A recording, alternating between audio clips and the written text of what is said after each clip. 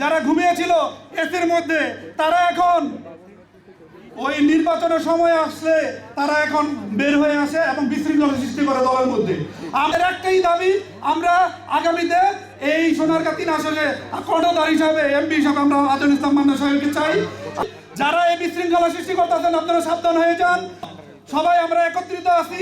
আপনারা যেসব হামলা করতেছেন আপনারা সাবধান হয়ে যান, না হলে আমরা ঐক্যবদ্ধভাবে আপনাদেরকে প্রতিহত করব।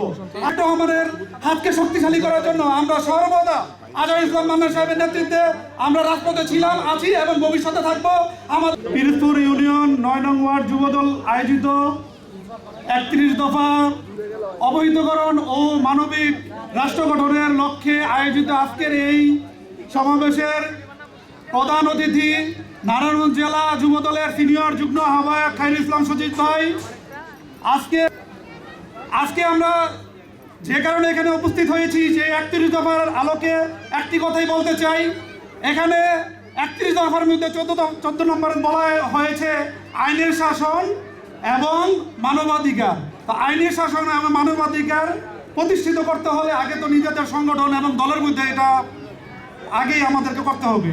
তো আমরা কি দেখতে পারতাছি, আমরা 16-17 বছর ধরে যারা রাজপথে আছি, আজহারুল ইসলাম মান্নান সাহেবের নেতৃত্বে যারা আমরা রাজপথে আছি, আন্দোলন সংগ্রামে এবং মামলা খেয়েছি, হামলার শিকার হয়েছি, তারা এখন কি, তারাই তো আমরা আগামীর রাষ্ট্রনায়ক তারেক রহমানের ধারক এবং বাহক।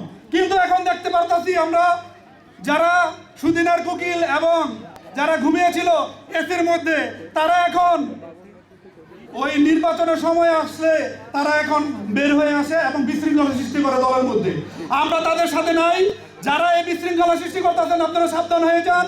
আমরা এই সোনারগাঁর গণমানুষের নেতা আজহারুল ইসলাম মান্নান সাহেবের নেতৃত্বে যুবদল, ছাত্রদল, স্বেচ্ছাসেবক সহ সবাই আমরা একত্রিত আছি।